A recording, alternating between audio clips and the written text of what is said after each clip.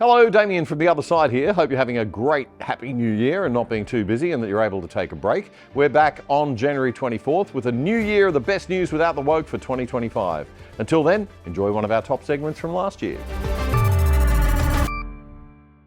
Well, we're back from a week off, which has allowed some time for reflection among the Other Side Brains Trust. And I got to tell you folks, things look kind of crazy right now. So in Sydney and Melbourne last weekend, we could see for ourselves the depth and extremity of quite radical Islamism in Australia. After the killing of Hassan Nasrallah, the leader of the Iran-backed terrorist organisation that hangs out in South Lebanon around Israel's northern border, Hezbollah, some people coming out into the streets to mourn the death of Nasrallah. Have a listen to this young woman addressing a crowd at Sydney Town Hall. Hassan Nasrallah, the leader of Hezbollah, was murdered yesterday. This is a war crime. And Israel proves once again it will violate all rules for engagement and act with full impunity. Now, there's been a big kerfuffle this week, right, because they want to protest again on the anniversary of October the 7th. Do you think, guys, that you could just leave one day alone? Do you think you could just show some respect on one day to the Jewish community and to the Israeli community? Just for one day, you know, and not, they want to march past the synagogue. I mean, give us a break. And let's just be very clear about who Nasrallah is. He led the Hezbollah militia for more than 3 decades. And Hezbollah is listed as a terrorist organisation in Australia. The group protesting in Sydney were also mourning the death 2 months ago of Ismail Haniyeh, and he was the political chief of that other delightful Iran-backed terrorist group in Gaza to Israel's south, Hamas.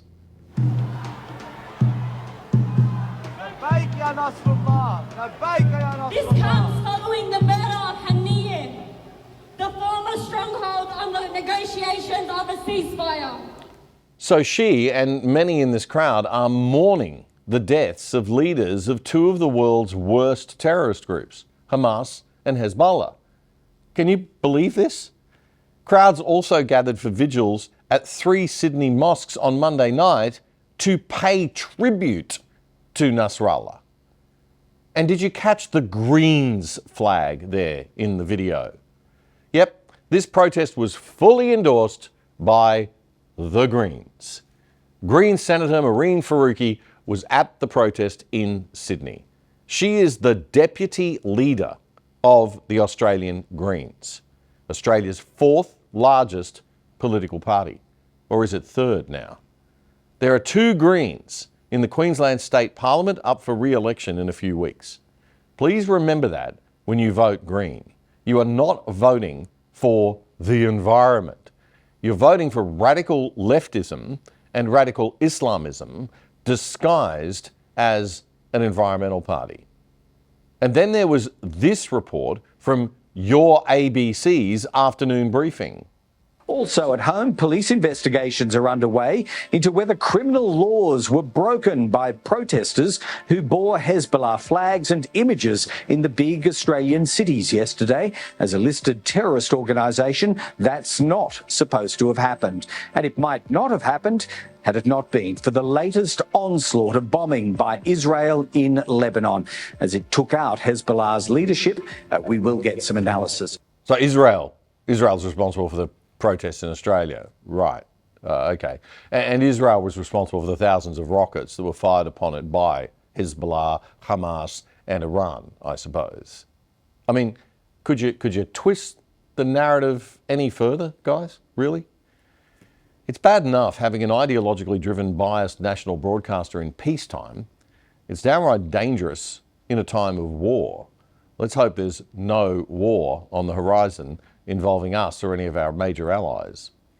In any case, Peter Dutton was rightly having none of the ABC's nonsense this week when he copped this ridiculous question about Hezbollah. What, sorry? What determines the fact that Hezbollah is a terrorist organisation, even though many... Where are you from, I'm sorry? Which organisation? ABC. ABC? So what's the question from the ABC, just to be very clear? I just wanted to find out because groups have commented on the hypocrisy. No, but you asked about the listing of the organisation. I just didn't understand that question, sorry. Yeah, so... This is a question from Canberra, is it? You're reading it from the phone. No. So just wanted to ask, in terms of looking into that for the investigation, you've asked the Prime Minister and the Minister to direct the AFB in its investigation. No, that wasn't the question you asked. What was the question you asked? I just wanted to understand. No, you asked the question about the listing, so I just want you to just ask that question again. Could you just sort of explain what determines something of a terrorist organisation? Well, I had presumed up until this point at least that the ABC supported the government's laws, and the government has passed laws supported on a bipartisan basis, but not by the ABC, it seems, in relation to the prescribing or the listing of a terrorist organisation. Hezbollah, under Australian law, is a listed terrorist organisation. Now, if the ABC doesn't support that, they should be very clear about it, because I think that's quite a departure. But you asked me why our country has listed Hezbollah. They're a terrorist organisation. They organise terrorist attacks. And if that is not clear to the ABC, then I think the ABC is in greater trouble than even I first imagined. That clip from Sky News via Rebel News, that was Tuesday. Now, a little update on that story. The Journalists Union, which is really a bigger than Journalists Union, the Media, Entertainment and Arts Alliance, has come out since and made a declaration condemning Peter Dutton for bullying that journalist. Now, if that was bullying, we've lost the plot. That's not bullying, that's just standing up and saying, sorry, repeat the question, ask the question you asked, and showing the ABC up for what it is. And isn't that young woman strong enough and capable enough to be able to handle that? Isn't that the narrative we're always told, that women are strong and capable? Why is she suddenly being a victim in this situation so quickly? The Media, Entertainment and Arts Alliance, by the way, is a left-wing organisation. It's a left-wing leftist union, and it's not appropriate that journalists be members of such a union. We need to get back to the Australian Journalists Association. We need an independent professional body for journalists that's politically balanced. If journalists need to have an association and join one. The MEAA, I don't believe, does much for journalism. So this is very serious stuff, folks. We've got to decide on our moral position in this country. Can you imagine if there were people marching in Sydney and Melbourne after the death of Osama bin Laden with framed photos of him mourning his death, or worse, the Bali bomber? If we can't have moral clarity when it comes to who the good guys are and who the bad guys are, when you're talking about terrorist organisations backed by a violent authoritarian dictatorship like Iran, then we have seriously lost our moral compass as a nation, and we stand for nothing. It's not hard to blame our federal government for that when you have our Prime Minister lecturing Benjamin Netanyahu about how he should prosecute this war. I say to Prime Minister Netanyahu that he needs to listen to the international community, just like the other players in that region need to listen to the international community. The calls are very clear. Oh yeah, I'm sure Netanyahu will be prioritising that advice. File that under I don't GAF, would you please? This, of course, has nothing to do with the Muslim votes voting bloc in southwestern Sydney. Nothing whatsoever. And if that wasn't enough, the Foreign Affairs Minister Penny Wong addressed the United Nations, scolding Israel about rules of engagement and lecturing it on how it must handle this war. Yet the only hope to finally break the endless cycle of violence for a secure, prosperous future for Palestinians and Israelis is a Palestinian state alongside the State of Israel. And the international community, including this Security Council, must work together to pave a path to lasting peace. We cannot wait for the parties to do this themselves, and we cannot allow any party to obstruct the prospect of peace. Ah, okay. Penny's got it all sorted, folks. All good. There'll be a two-state solution, and Israel just have to suck it up and deal with neighbours who want them wiped off the map, attacking them every so often. I'm glad we've got all that worked out. Thank you very much, Penny. Arsen Ostrovsky is an Israeli-Australian human rights lawyer who currently serves as CEO of the International Legal Forum, the ILF, an Israel-based global network of lawyers and activists across 40 countries. They've been at the forefront of advocating for Israel, especially in the wake of the October 7 attack. Now, he's got more than 300,000 followers on X, and he had this response to Senator Wong this week. Dear Australia, you are surrounded by water. Your biggest concerns are which beer to drink and not getting hit by a kangaroo crossing the street. Israel is surrounded by jihadists on every border, seeking our annihilation. So please take your advice and stuff it. Fair call, mate. I mean, I wonder if those uni students piling hate on Israel would be feeling the same way if Papua New Guinea was regularly lobbing missiles into Townsville and Brisbane, and New Zealand was firing thousands of rockets into Sydney and Melbourne? Yeah, probably not. Have we become so outrageously multicultural that we have no cultural identity or backbone whatsoever? Have we become so open-minded that our brains have fallen out?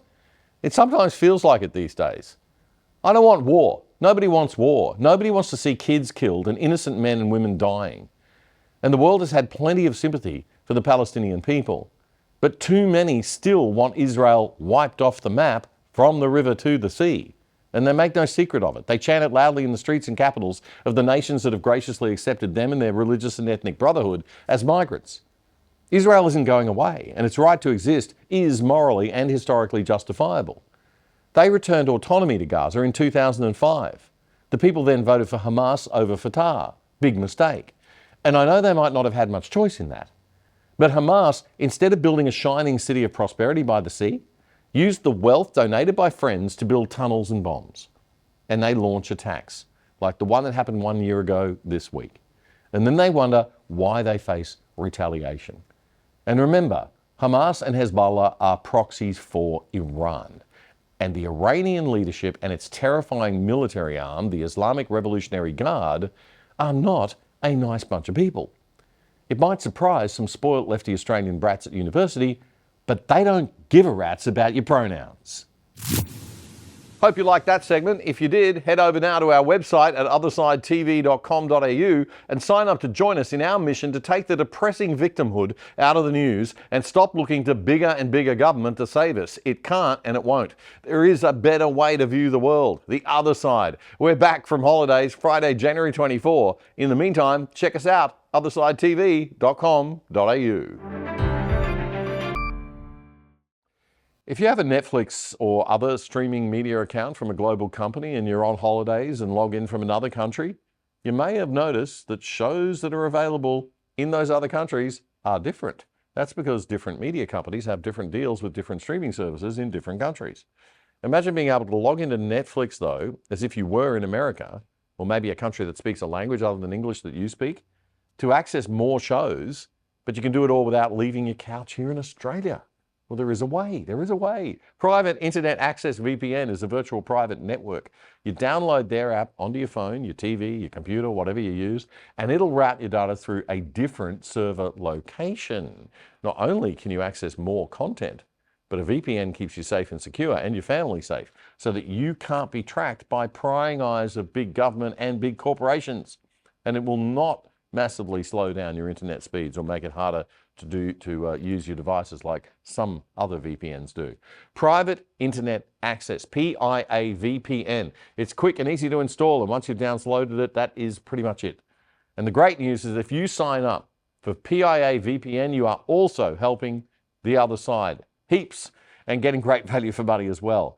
And you can sign up using our special Other Side code for less than $3 a month. That's a whopping 83% off the normal price, and you'll get the first 4 months free.